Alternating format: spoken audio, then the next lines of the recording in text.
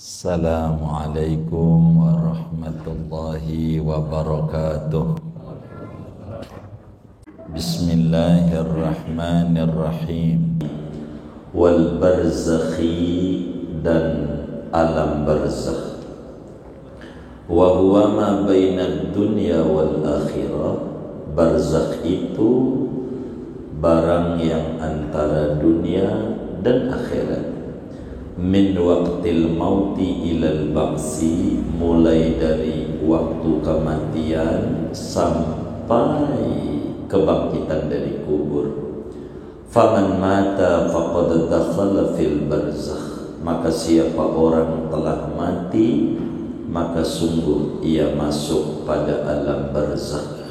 Afadahu Ramliyu, menerangkan akan ini wa huwa ma bainad dunya wal akhirah oleh Imam Ramli.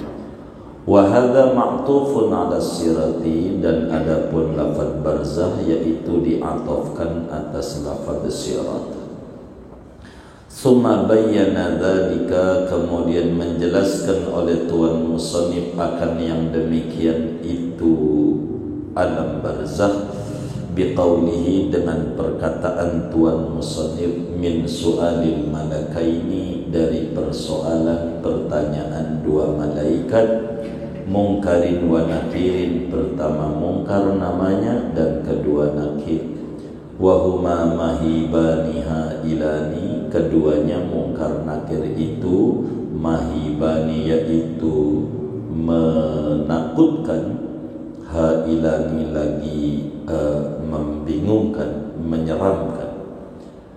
Yuq'idanil abda fi qabrihi, keduanya mendudukkan akan si hamba di kuburannya. Sawiyan, padahal sempurna. Dza ruhin wa jasadin, yakni memiliki ruh dan badan. Fayas'alanihi anit tauhidi war risalati, maka menyoal keduanya akan si hamba tentang tauhid dan risalah kerasulan. Wa yaqulani lahu, dan berkata keduanya kepada si hamba, man rabbuka, siapa Tuhanmu, wa ma dinuka, apa agamamu, wa ma nabiyuka, siapa nabimu. Wa huma fatana al-qabri, keduanya itu adalah penguji di kuburan. Wa su'aluhuma awalu fitnatin ba'dal mauti, adapun soal dari mungkar nakir yaitu mula-mula cobaan sesudah kematian. Wa adzabil qabri wa na'imihi, dan azab kubur dan nikmat kubur, alal jismi war ruh, atas badan dan ruh juga, kama yasha'ullahu ta'ala, sebagaimana menghendaki oleh Allah ta'ala.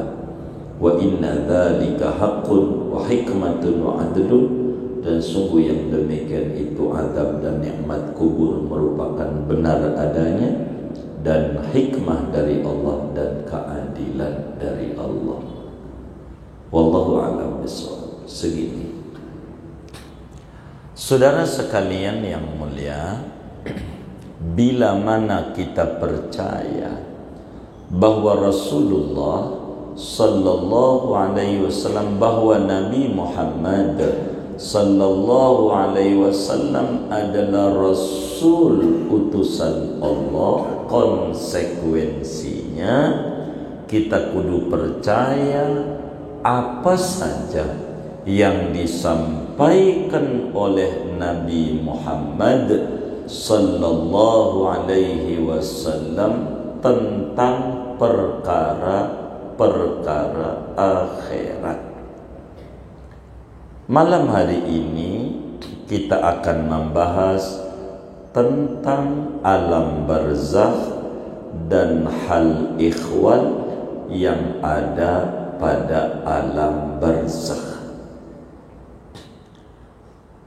Barzakh, saudara, secara bahasa artinya al-hajiz baina syai'aini, penghalang antara dua perkara. Seperti apa di dalam Al-Quran pada surat Ar-Rahman, Allah subhanahu wa ta'ala menjelaskan marajal bahraini yaltaqiyan bainahuma barzakhun la yabghiyan. Barzakh itu dinding penghalang secara bahasa. Namun dalam terminologi agama, barzakh itu Syekh Nawawi Al-Bantani jelaskan di sini, wa huwa ma bainad dunya wal akhirah. Barzakh itu alam antara dunia dan akhirat. Jadi tembok dunia dan akhirat namanya disebut barzakh. Seorang yang umurnya 15 tahun ke atas, akalnya sehat, wajib yakin seyakin-yakinnya bahwa yang namanya alam barzakh benar adanya. Kita wajib kudu yakin. Sehingga dari keyakinan itu akan menimbulkan kesadaran yang sangat luar biasa dalam kehidupannya. Ketika kita memahami barzakh dalam terminologi agama, Syekh Nayal Bantani jelaskan ma bainad dunya wal akhirah. Alam bukan dunia, bukan akhirat. Sejak kapan disebut barzakh? Kata Syekh Nawawi, sejak matinya orang sampai kebangkitan. Jadi dunia berakhir bila kita mati. Kita mati berarti udah habis dunia kita. Akhirat belum. Namanya barzakh. Ketika bangkit dari kubur, di situ disebut akhirat. Bangkit dari kubur. Sehingga saudara, kata Syekh Nawawi, faman mata faqad dakhala fil barzakh. Siapa aja yang mati, berarti dia detik itu juga udah masuk di alam barzakh. Sehingga saudara, orang-orang yang di alam barzakh, dia bukan bagian dunia. Sehingga dia nggak makan, dia nggak minum, begitu, nggak makan, nggak minum, karena bukan dunia. Dan bukan juga akhirat, sehingga dia mendapatkan surga ataukah mendapatkan dia neraka, belum dapat balasan yang disebut surga, belum dapat balasan yang disebut neraka, tapi dia masih disebut alam barzakh. Begitu kata Syekh Nawawi. Dan perlu difahami oleh kita bahwa hal ikhwan yang ada pada alam barzakh ada dua pokok yang bakal dialami oleh siapapun yang masuk pada alam barzakh. Ada dua hal. Yang pertama, pertanyaan mungkar nakir. Yang kedua, mungkin dapat nikmat, mungkin dia dapat azab kubur. Dua hal ini berbicara tentang barzakh isinya. Jadi sesudah kita mati, saudara, masuk di alam barzakh, yang kita awali pertama kali min su'alil malakaini. Kita dikubur dah. Umumnya orang dikubur. Ada juga orang gak dikubur, kayak dimakan oleh hiu atau oleh macan atau orang dibakar tetap saja dia ada di alam barzakh dan dia bakal ngalamin persoalan daripada dua malaikat ini bagi orang yang sudah di alam barzakh. Dan dari persoalan ini dia bisa mendapatkan azab kubur ataukah dia bisa mendapatkan nikmat kubur. Karena itu kata Syekh Nawawi, summa bayyana dzalika biqaulihi min su'alil malakaini. Jadi kalau kita udah mati, ditaruh tuh kita di kubur, ditutup sama kubur.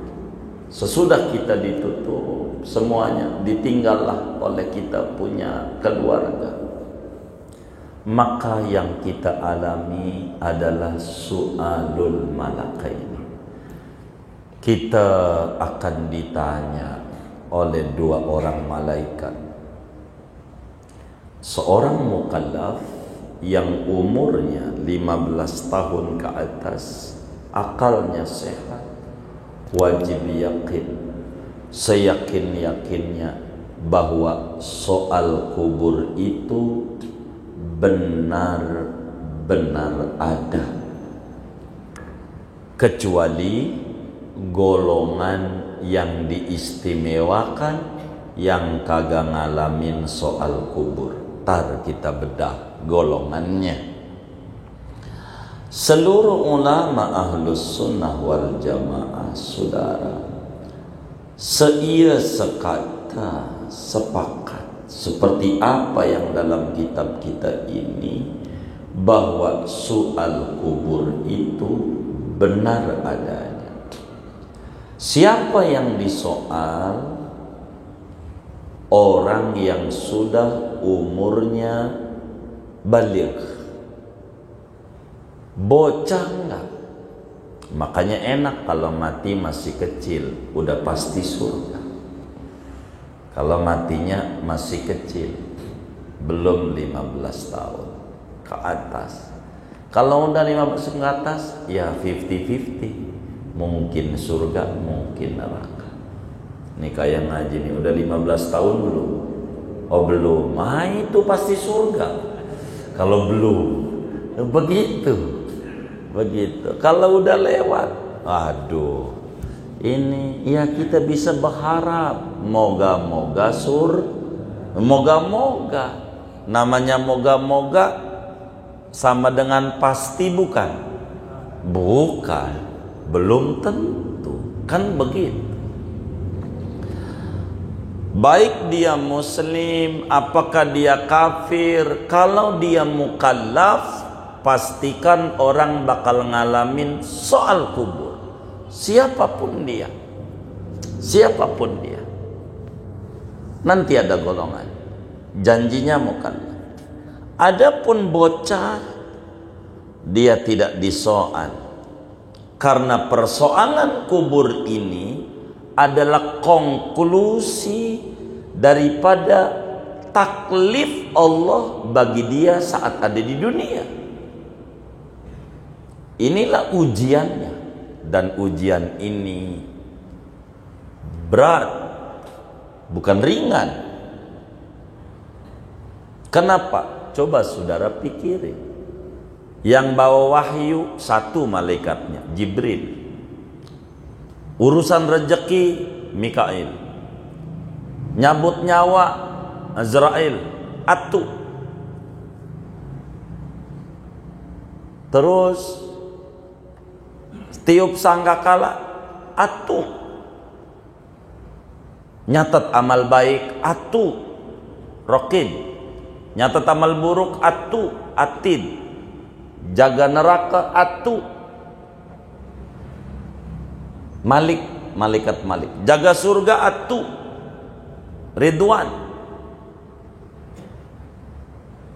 Tapi kalau ngomongin kubur, dua orang. Kalau dihitung-hitung kayaknya banyakan Atu. Begitu sudah. Ente mau curiga mulu. Sayanya rada bingung mau nerangin ini belakangan ini. Jadi banyakan atu, banyakan. Tapi dikubur dua. Yang nanya coba, atu aja repot. Malaikat maut kan atu repot. Ini dua yang nanya. Saking alam barzakh tuh alam yang penuh huru hara, mengerikan. Dari mana dalilnya? Di alam barzakh itu ada namanya soal kubur, saudara. Ada namanya soal kubur. Di dalam hadis yang sahih,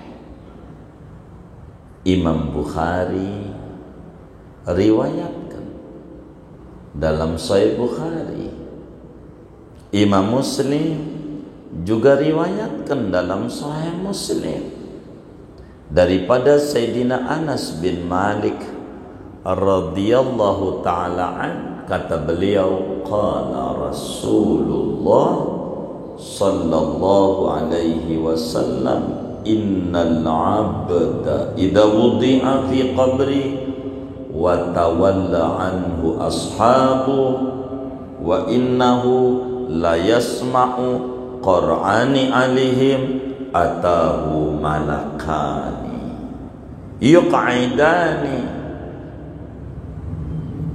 Bila mana manusia mati, ditaruh di kubur, teman-temannya pada pergi, keluarganya pergi, muanya. Bininya yang katanya dulu janjinya sehidup semati waktu pacaran di bawah pohon pisang, kita mati mau tetap aja bang, neng ikhlas abang duluan, begitu kita mati mah. Lalu kita mau capek-capek, pala jadi kaki, kaki jadi parak, nyali duit kemana-mana, ampe nggak sholat, rugi amat, ampe ninggalin ibadah.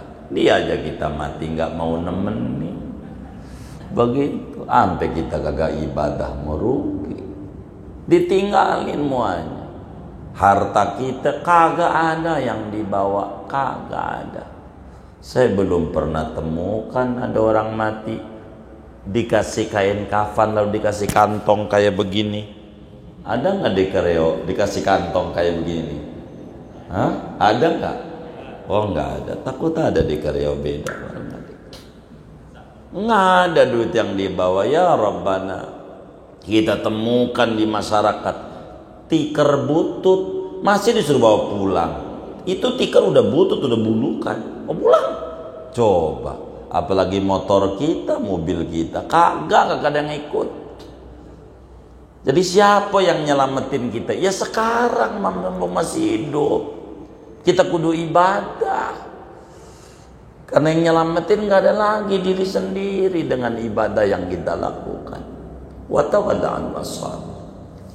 Kata Nabi, wa innahu la yasma'u qur'ani alihim. Tuh mayit masih dengar ketoprak-ketoprak temennya nganterin pulang, didatengin sama dua malaikat. Namanya Munkar Nakir. Fayuq'idani, didudukin. Dudukin. Dikubur tuh bukan tiduran, bakal duduk. Mana dikasih lubang landaknya sempit kayak begitu, gimana mau duduk, udah sengsara dia. Harus bener bikin lubang landak tuh. Gitu, orang mau didudukin, kita duduk begini. Duduk. Coba saya minta izin bang, belonjor bang, kakinya belonjor. Coba belonjor aja ya, belonjor. Nah kayak begitu. Lubang landak kita harus tinggi kayak begitu, biar benar kita bikin kuburan. Tapi sayang kita belum ngaji kuburan. Ini belum ngaji jenazah, kita masih ngaji tentang alam akhirat ya. Bagaimana bikin lubang landak tuh biar rapi kita. Ini Syekhna tulis tuh, fayuq'idani, didudukin. Kita nanti dikubur, Nabi juga bilang, fayuq'idani, didudukin. Dudukin, begitu. Dari mana kita tahu malaikat ini namanya Munkar Nakir? Kata Syekh Nawawi itu munkarin wa nakirin. Nabi yang bilang dalam hadis yang sahih Imam Tirmidzi, riwayatkan di dalam Sunan Tirmidzi daripada Sayyidina Abu Hurairah radhiyallahu taala an, kata Abu Hurairah, qala Rasulullah sallallahu alaihi wasallam, idza qubiral mayyit atahu malakani aswadani azraqani yuqalu li ahadihima munkar wal akharu nakir. Kata Nabi, bila mana mayit ditaruh di kubur, tar didatengin dua malaikat yang hitam legam, biru menyala. Malaikat ini matanya biru menyala. Dulu orang protes, dari mana mata biru kok nyala? Nyala, aduh dia kagak paham. Baru dia yakin nama Nabi ketika muncul minyak tanah enggak ada, sekarang ada gas. Gas tuh yang paling bagus, yang warnanya merah apa biru? Oh biru tuh, biru nyala. Baru dia percaya. Jangan telat percayanya. Udah kalau Rasul udah bilang, percaya aja. Suaranya menggelegar. Saudara suka dengar tuh suara dangdutan nih, pengang nih, lebih dari itu suaranya mungkar nakir. Maka kata Syekh Nawawi, mahibani hailani, menyeramkan. Maka disebut mungkar nakir, serem nyeremin. Kagak ada makhluk yang paling jelek dan mengerikan sejagat raya selain mungkar nakir. Itu begitu. Nggak ada lagi. Ngelihatnya aja takut. Kalau saudara suka nonton tuh film Mak Lampir, biar kata jelek masih cantik Susana, cantik. Itu begitu kata Mak Lampir. Ini jeleknya luar biasa, nggak ada makhluk yang paling jelek sejelek mungkar nakir. Jadi kalau saudara dikata lu jelek kayak begitu, aduh masih ganteng, boleh tanya sama Kiai mungkar nakir sama gua gantengan mana, tanya sama Kiai begitu. Jangan mau dihina-hina. Mungkar nakir ini paling jeleknya makhluk. Ngeri orang. Ngeri ama mungkar nakir. Ini kita bakal ditanya ama mungkar nakir, ditanya. Makanya Rasulullah sallallahu alaihi wasallam ketika ada sahabatnya wafat, enggak boleh pergi, jangan pergi dulu, jangan pergi dulu. Jangan pergi dulu, kata Nabi. Sayyidina Utsman bin Affan bilang, kana Rasulullah sallallahu alaihi wasallam idza faragha min dafni ahadin min ashabi. Rasulullah kalau udah kelar ngubur seorang sahabat, Nabi bilang, istaghfiru li akhikum wasalu lahu tasbit fa innahu al-ana yus'al. Ayo pada mintain ampuni buat mayit, jangan pergi dulu, duduk dulu bentar. Mintakan ketetapan iman dan Islam. Dia sekarang bakal ditanya sama mungkar nakir, mintakan. Maka ada ajaran disuruh talqin. Nanti pada bab jenazah lah talqin. Kalau kita talqin, yang membaca talqin duduk, ada ngadep timur, jangan ngadep barat. Ini harus ngaji ngadep timur, ada depan nama mayit, yang lain diri dulu. Baru setelah rapi talqin, doa, baru duduk. Sabbatakallahu bilang duduk. Karena aduh saya dengkulnya sakit, jangan datang, pergi. Wong ajarannya diri, ngapain lu kemari sakit-sakit? Apa abis ini lu nih? Begitu. Diri dulu, takut lu doang. Diri ngelilingin kuburan, ajarannya. Tapi nanti pada bab fikih ini kan masih tauhid. Kitab kita ini disebut Risalah Jami'ah, kitab kecil komplit, tauhid, fikih, tasawuf. Tauhid dulu. Begitu. Kalau pengen buru-buru tamat, saya baca ujungnya walhamdulillahirabbil tamat gitu. Begitu. Jadi pelan-pelan ngaji. Karena kita ngaji ini nyari ilmu. Enggak usah buru-buru. Tahu? Ini kita bakal ditanya tuh di kubur. ama mungkar nakir, dan dia bawa palu. Kata Nabi, yang palu itu andai diangkat oleh orang sedunia, jin dan manusia gotong royong angkat, tidak keangkat. Bakal digebugin sama kita punya badan yang kayak begini, yang kena pentungan polisi anti huru hara aja menjerit. Bakal dipukulin tuh sama palu. Berapa ton tuh beratnya, wallahu a'lam. Yang kayak begini nih yang dipikirin, bagaimana biar selamat. Kayak begini nih, nyehati nama jiwa, nyehati nama jiwa. Nih ditanya sama mungkar nakir, yang umurnya 15 ke atas. Ini udah 15 tahun belum? Belum, nggak ditanya selamat. Ini yang kita omongin yang udah 15 ke atas, yang bakal ditanya. Tanya Rasulullah, ya. Kita bakal ditanya. Ditanya tentang apa? Kata Syekh Nawawi, anit tauhidi war risalah. Ditanya kita, siapa Tuhanmu? Siapa nabimu? Apa kiblatmu? Apa imammu? Apa agamamu? Siapa saudaramu? Ini bakal ditanya kita. Apa kiblatmu? Ka'bah, begitu. Dijawab. Ketika dijawab, enggak gampang percaya mungkar nakir. Panggil tuh Ka'bah. Ditanya, bener enggak? Kata Ka'bah, bohong. Duitnya banyak, beli toko lagi tapi nggak pernah ziarah kepadaku. Haji aja kagak, nambah kontrakan mulu nih orang, nambah gembung. Duit banyak, haji entar mulu, entar nambah kontrakan, sampai akhirnya habis lagi dagangnya. Salah dia tidak terima kasih sama Rabbul Ka'bah. Enggak ziarah. Ke Bali nyampe, Singapura nyampe, Paris nyampe, Eropa nyampe, puncak mau jangan ditanya, saban minggu dia. Tapi duit dikumpulin buat ke Mekah, ora pernah dia. Bakal ditanya, ma qiblatuka. Nah, nggak pernah datang, nggak pernah. Begitu saudara. Ditanya lagi, ma imamuka, apa imam Quran? Panggil lagi Quran nama mungkar nakir. Bener enggak?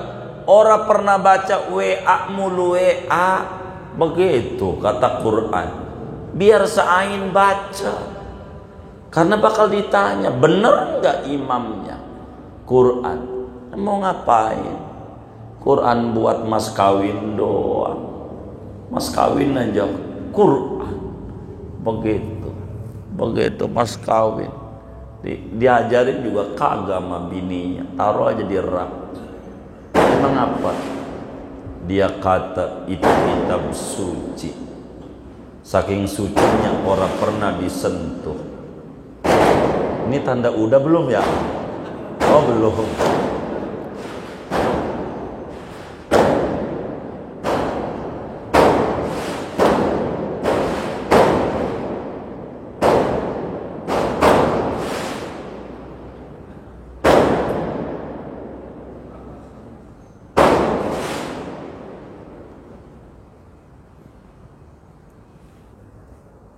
Saudara akan ditanya.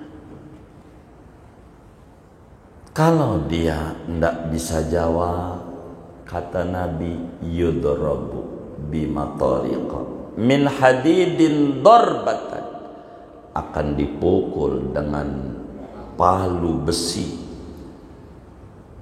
Dipukul. Ini yang kita pikirin. Apakah kita mau bertahan nama dosa mulu? Betapa berharganya kita punya dosa, sampai mau tobat aja ogah. Emang lebih muliaan dosa apa? Sampai nggak mau bertaubat balik sama Allah. Mau sampai kapan? Rambut aja udah pegel dari hitam jadi putih. Mana jadi capek sama kelakuan kita. Udahlah waktunya kita jadi primus, pria masjid musola. Nggak apa-apa. begitu ibadah, ini yang dipikirin. Begitu. Pikirin yang kayak begini, ini yang paling penting. Jangan mikirin yang enggak. Kongres, kongko ora beres. Ini yang dipikirin nih. Alam barzakh bakal disoal sama malaikat mungkar, malaikat nakir. Tanya tentang agama kita.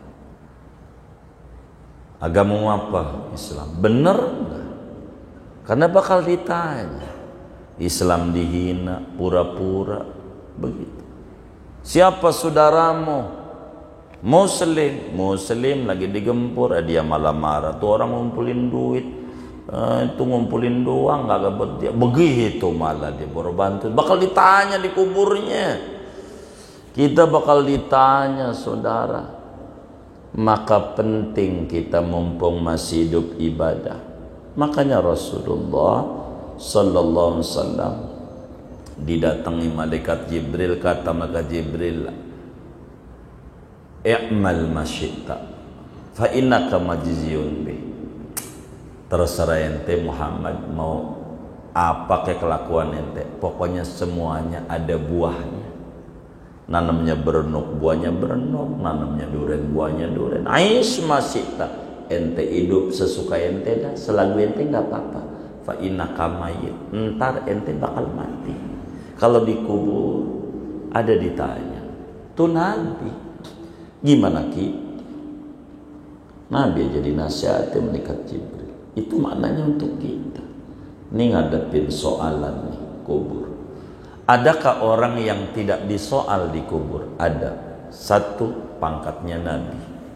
Kalau Nabi enggak disoal. Dua, kalau itu berat, kita kan bukan golongannya. Begitu.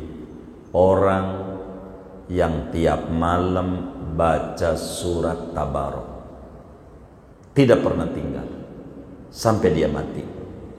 Tiap malam dia baca surat Al-Muluk, tiap malam, nggak pernah ditinggal, nggak bakalan ditanya di kuburnya yang baca Tabarok. Jadi kalau saudara baca Tabarok, pengen ngintip dulu, kira-kira besok mati apa kagak? Mati apa kagak? Begitu. Dia baca tuh malam apa ya? Ini malam apa nih? Selasa, nggak mati. Malam Rebo baca, nggak mati. Malam Kamis nggak baca, mati. Ya disoal. Begitu. Jadi maka kalau pengen nggak baca, nanya dulu, mati apa kagak?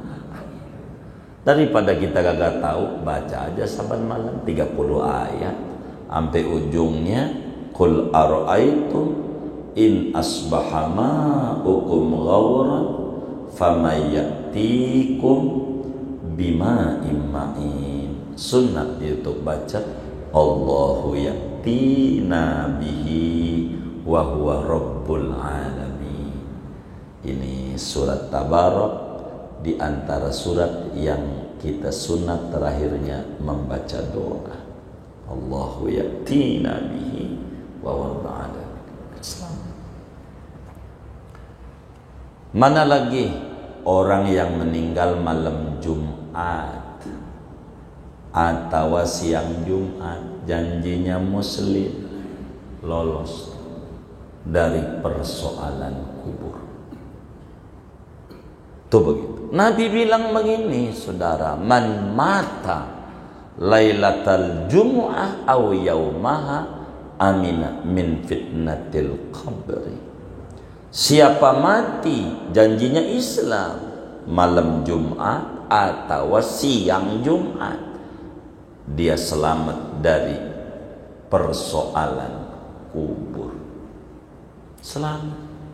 Kalau ada kawan kita nampak kelihatannya kurang ke masjid tapi mati Jumat, pastikan dia punya amalan istimewa. Tanya sama keluarganya, kok dianugerahi kayak begitu?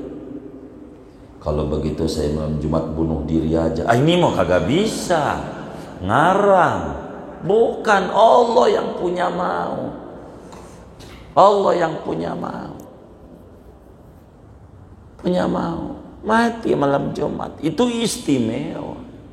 Luar biasa itu orang punya amalan sampai dianugerahi meninggal malam Jumat. Lihat aja yang nyolatin jadi masjid banyak. Emang diminta dia? Kagak, Allah utus orang suruh sholat Jumat di masjid itu.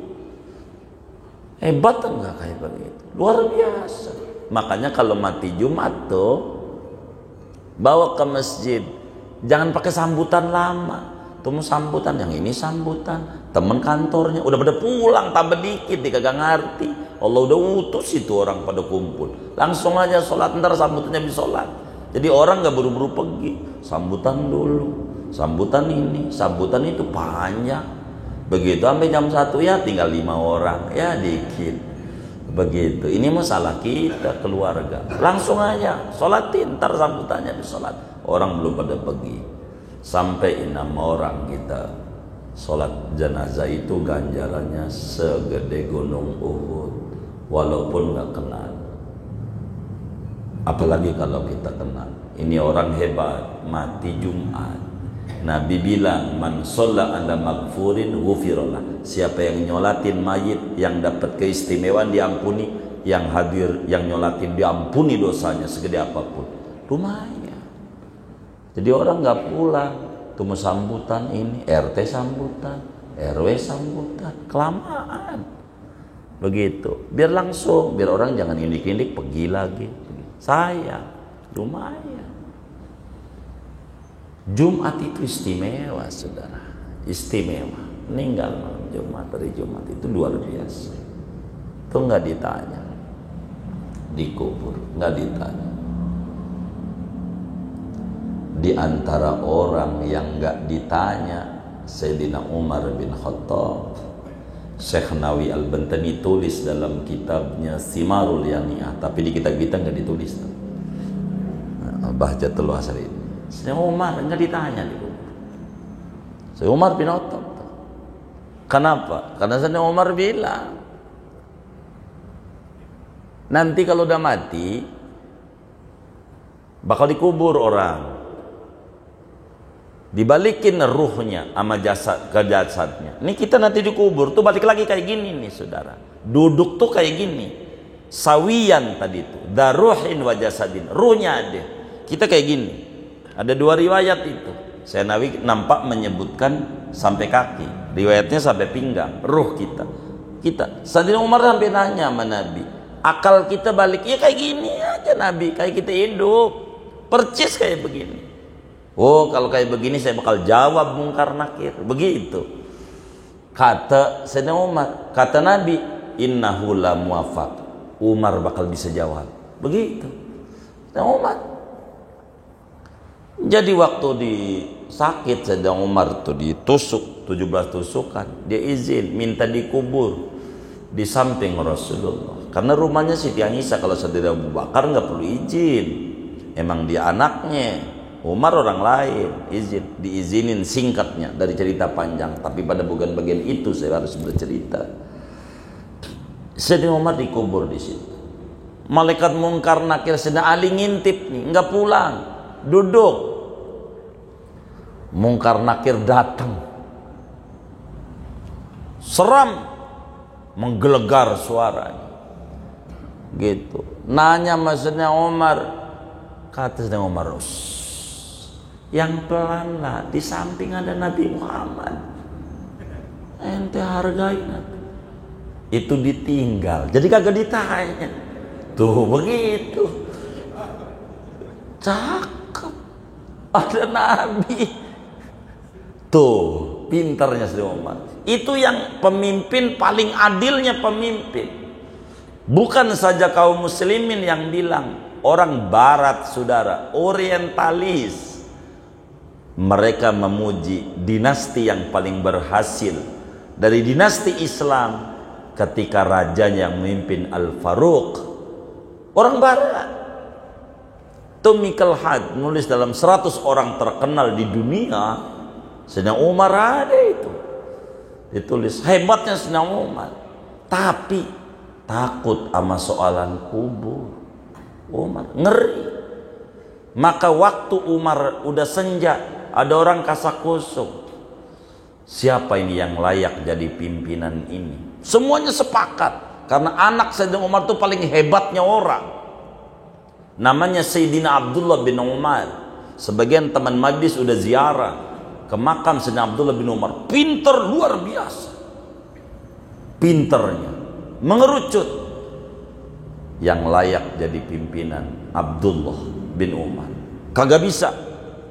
Jangan sampai anak saya jadi pimpinan. Itu pemimpin yang hebat kayak begitu. Umar sampai kayak begitu. Sampai sahabat ngakalin. Apa ngakalin tuh? Mensiasati. Dikocok beberapa orang. Ada Umar, ada Abdullah bin Umar, sedang Utsman. Siapa-siapa tuh? Ada 6. Dikocok. Dibaca lagi sama Sayyidina Umar. Ada nama anaknya. Buang anak saya. Jangan anak saya. Enggak boleh. Pemimpin yang paling adil. Tapi ngeri sama kuburan. Ngeri. Kita pemimpin bukan. Ponakan Nabi bukan. Cucunya bukan. Kita hidup nyantai-nyantai. Bahaya. Ini ngeri kuburan. Alam barzakh 1. Ada persoalan kubur. Kedua kata Syekh Nawawi. Wa adzabil qabri wa naimi. Ada namanya azab kubur. Ada namanya nikmat kubur. Seorang mukallaf wajib yakin seyakin-yakinnya bahwa nikmat kubur benar adanya, azab kubur benar adanya. Enggak di kuburan tuh tidur panjang. Kalau tidur panjang mah enak, yang di dulunya mabok, ngerampok, judi. Rugi yang dulunya ibadah. Kalau dikubur cuman tidur. Kagak. Ada namanya nikmat kubur. Ada namanya azab kubur. Dalam Al-Quran pada surat Ghafir, Allah subhanahu wa ta'ala berfirman, berkisah tentang Fir'aun. An-naru yu'raduna 'alaiha ghuduwan wa 'ashiyya wa yawma taqumus sa'ah adkhilu ala fir'auna asyaddal 'adzab. An-naru yu'raduna 'alaiha, api datang kepada mereka pasukan Fir'aun pagi dan sore.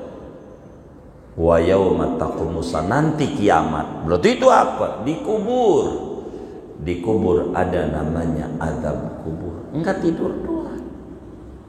Ada namanya nikmat kubur. Makanya kita orang disuruh tuh doa sebelum salam sholat. Imam Ahmad bin Hambal bahkan dalam madhabnya wajib sholatnya nggak sah kalau nggak baca doa ini. Imam Ahmad, tapi madhab Syafi'i sunnah. Ba'da tasyahud akhir sebelum salam. Allahumma inni a'udzubika min adzabil qabri wa min adzabin nar wa min fitnatil mahya wal mamat wa min fitnatil masihid dajjal. Jangan salam sebelum baca ini. Imam Ahmad sama anaknya baca ini enggak ulangi sholatmu. Enggak sah, ulangi. Sampai begitu. Nabi yang ibadahnya kayak begitu ampe nangis sama Allah sebelum salam. Allahumma inni a'udzubika min adzabil qabri. Tuhan, jangan ampe saya dikubur disiksa. Nabi. Masa kita kagak baca itu sholat, mana ngebut lagi sub begitu. Ini yang benar kita ibadah ini, ngadepin akhirat. Ada namanya nikmat kubur, ada namanya azab kubur. Bahkan di dalam Sahihul Bukhari, Imam Bukhari riwayatkan hadis dari Sayyidina Abdullah bin Abbas. Marran Nabiyyu sallallahu alaihi wasallam biqabraini wa huma yu'adzabani wa ma yu'adzabani fi kabir. Kata Nabi, kata Sayyidina Abdullah bin Abbas, Nabi lewat dalam satu pekuburan, dikasapkan dua penghuni kubur lagi disiksa dua-duanya. Itu menunjukkan siksa kubur ada. Makanya ada doa, Allahumma ja'al qabrahu raudhah min riyadil jannah. Wala taj'al qabrahu khufrah min khufarin nar atau niran. Begitu. Ya Allah, jadikan kuburnya taman surga. Belum surga, alam barzakh, tapi tamannya. Apa sih taman? Bahasa Betawinya latar. Hah? Iya, latar, halaman, taman. Sebelum kubur ada di dunia taman surga, namanya majelis taklim. Makanya Nabi bilang dalam hadisnya, idza marartum bi riyadil jannah farta'u. Bila Anda lewat ada majelis taklim, mampir, duduk di situ. Biar sambil nyandar, enggak apa-apa, namanya jider. Ngaji nyender, nggak apa-apa. Yang penting duduk di situ. Kenapa? Kalau kita orang miskin sering dolan main ke latar orang kaya, latarnya lama-lama disuruh masuk. Kenapa? Udah sering main di latar. Nah, majelis taklim itu latar surga. Sering main latar, entar masuk surga. Latar surga dunia majelis taklim, di kubur enak. Nanti di akhirat enak. Kalau orang ngaji itu kuburannya jadi luas. Itulah orang ngaji keuntungannya. Ini nikmatnya ngaji. Walaupun kita ngajinya jiping, ngaji ngupi. Begitu, nggak bawa kitab, nggak bawa buku, nggak apa-apa. Yang penting aja. Apanya yang disiksa, apanya yang dapat nikmat. Kata Syekh Nawawi, dua-duanya, ruh juga, jasad juga. Ada yang bilang nggak ada namanya adab kubur. Gua lihatin tuh orang mati, gua kagak kubur, gua kasih formalin. Begitu-begitu aja. Aduh, Anda nggak paham. Ini dia alamnya, alam barzakh. Kita alam dunia nggak sama percis. Nikmat kubur dan adab kubur tuh kayak orang tidur sama orang melek. Kita nih melek, teman kita dua, yang satu sebelah kanan tidur, yang satu sebelah kiri tidur. Tidurnya sama kayak udang bengkuk tidurnya. Yang ini nih pas bangun nyengir-nyengir yang kanan. Nyengir. Kita tanya, ngapain teh senyum? Tadi nikmat banget tidur jalan sama pacar ke Bali, Pantai Kuta, gandengan. Kata dia enak banget. Kita liatin kayak udang bengkuk ngorok ngiler, tapi dia bilang enak. Yang sebelah kiri bangun tidur ngos-ngosan. Emang apa? Mimpi diparanin setan. Lari kemari ketemu. Pegel gua. Begitu. Padahal kita lihat kayak udang. Kata dia sengsara. Ini kata dia enak. Kenapa kita nggak bisa masuk? Kita alam melek. Di alam mimpi. Beda alam. Percis. Dikubur begitu. Kita liatin sama. Orang dikubur. Tapi di dalamnya ada yang runyem. Ada yang nikmat. Tergantung bagaimana hidupnya dia. Ini kita wajib yakin. Ada namanya nikmat kubur, ada namanya azab kubur. Rasulullah sampai minta. Buat apa? Buat ngajarin kita. Sampai sholat, Allahumma inni a'udzubika min adzabil qabri, orang pernah tinggal seumur-umur. Makanya Imam Ahmad mewajib. Madzhab Syafi'i doang sunnah baca itu. Kalau sholat jangan tinggal, jangan sampai ngalamin adab kubur. Nabi, masa kita kagak baca itu? Kebangetan. Ini wajib kita yakini. Ada alam barzakh, ada namanya soal mungkar nakir, ada namanya azab kubur, ada namanya nikmat kubur. Kalaulah dia diadab, bisa ringan, bisa kalau keluarganya nolongin. Itulah penting kirim-kirim doa. Kalaulah dia orang baik, akan ditinggikan derajatnya. Makanya dalam kitab Syarhus Sudur, Imam Suyuti meriwayatkan hadis, innal abda la yurfa'u darajatuhu fil jannah fayaqul ya rabbi anna li hadha qala bistighfari waladika lak. Ada seorang hamba derajatnya tinggi, dia kaget, ya Rab, ibadah saya dulu di dunia enggak sebanyak ini, ngapa ini kayak begini? Tinggi amat ini, nikmat di kubur aja tuh kayak begini enaknya. Dari mana ini? Anakmu di dunia banyak kirim doa untuk kamu, mintain ampun. Begitu sudah. Beruntung orang yang punya anak dan anaknya dididik dengan didikan yang benar, sehingga dia mati ingat bukan nama warisannya doang, tapi ingat sama orang tua. Betapa orang tuanya orang hebat, udah mati masih ngasih makan, rumah yang dia tempatin gak perlu ngontrak. Dari siapa? Dari orang tua.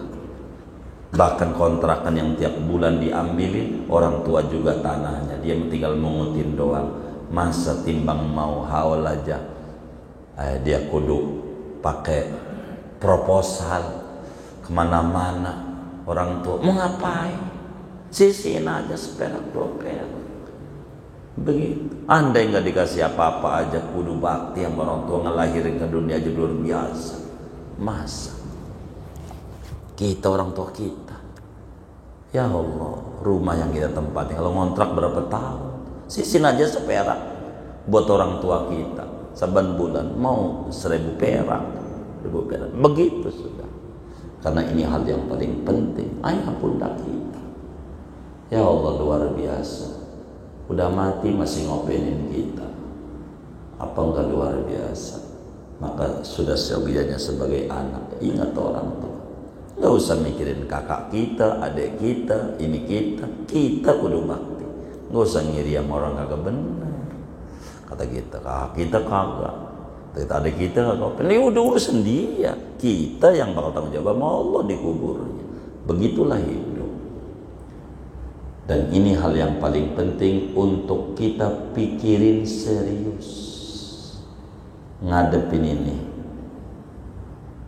gitu, ngadepin kuburan ini, alam barzakh. Karena ini pasti kita bakal hadapi. Yang kayak begini yang kudu kita puyengin. Yang lain di dunia nyantai, yang lain makanlah kita. Kalau ukuran makan orang yang kafir aja nyembah Allah kagak, yang ngasih rezeki Allah masih kasih makan. Masa kita yang ngaji orang dikasih makan sama Allah? Insya Allah. Cuman kadang ulah tuh dibikin buat sama kita. Begitu. Itu yang kemudian salah kita. Jadi masalah. Lalu nyalahin Allah. Pinjol kita yang pencet. Pinjol. Ujung begitu nangis sama Allah, ya Rob. Kau kagak denger apa? Ya dengerlah kata Allah. Lu nya aja. Ngapa main pinjam-pinjam? Hidup sederhana aja, pakai baju di badan sendiri ngukurnya. Jangan di badan orang lain. Jadi puyeng diri. Begitu. Emang corona enggak bikin puyeng, yang bikin puyeng cicilan. Tapi ulah kita yang tanda tangan di BRI, kur kita yang disalahin Allah. Salah kita, jangan ukur diri. Begitulah hidup. Agar supaya kita ini balik sama Allah, bertaubat kepada Allah. Kurang lebih sekelumit ini dari kajian tentang alam barzakh dan hal ikhwal yang ada di dalamnya, dan pentingnya kita memikirkan keselamatan di kubur. Mudah-mudahan Allah selamatkan kita di kubur, di akhirat.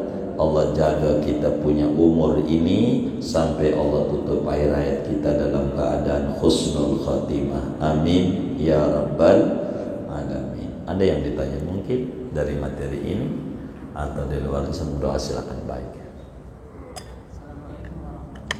Waalaikumsalam.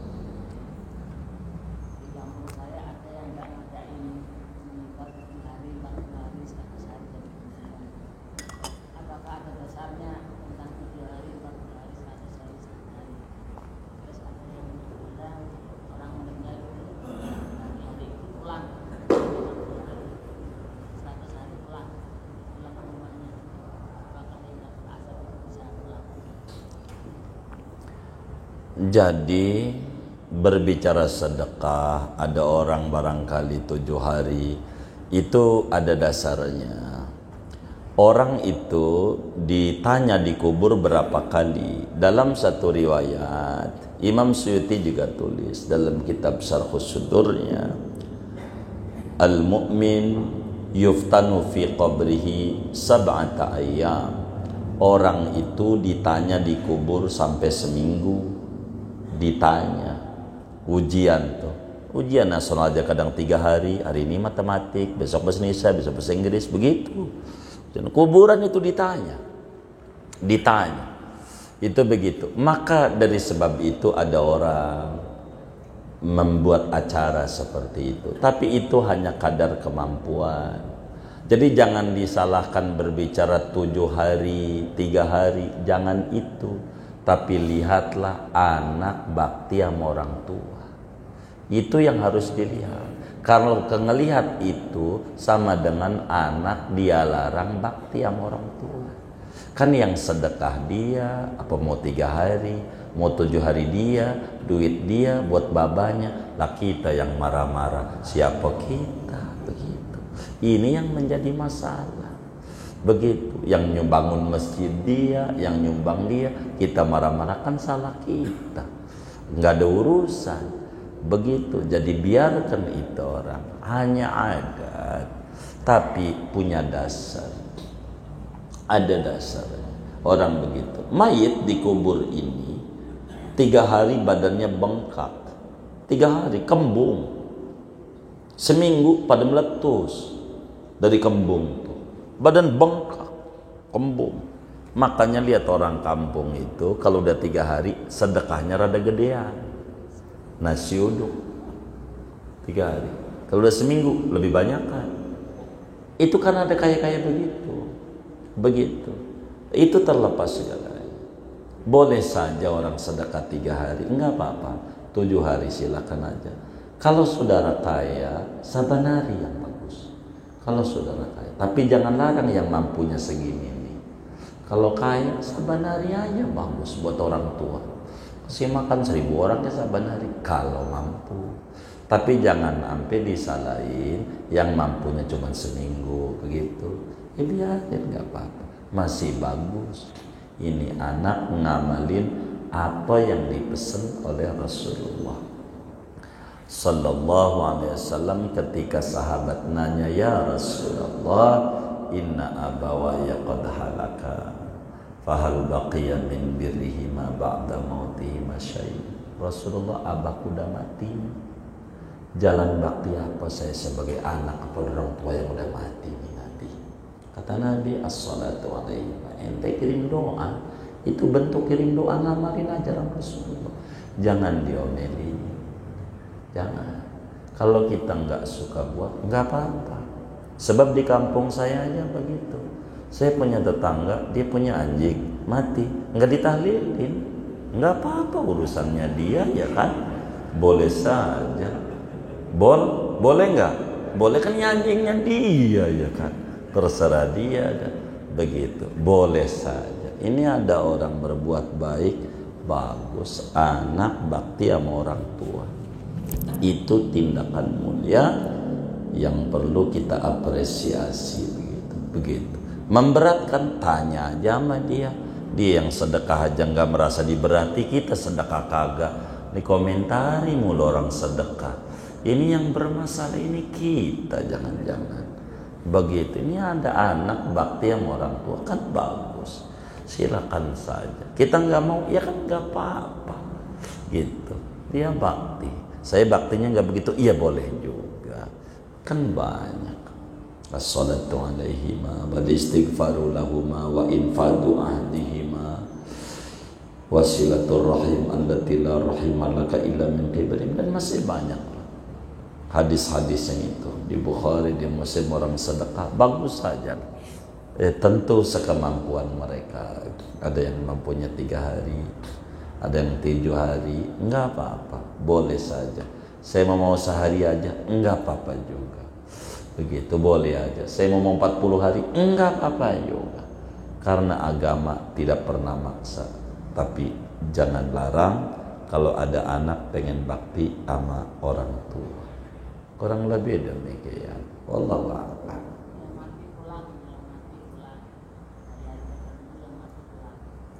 Yang mati pulang bagus kalau sampai yang mati pulang. Kalau bisa suruh kerja lagi, kan lumayan kita duit lagi.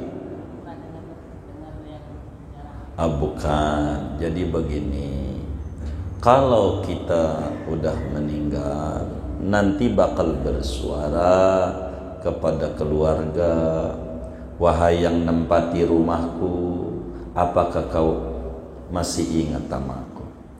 Wahai yang makai duit-duitku, tanahku, apakah kau lupakan aku? Itu pesan mereka. Maka inilah di antara orang amal itu begitu. Kita sih nggak dengar, nggak tahu pulangnya, nggak tahu.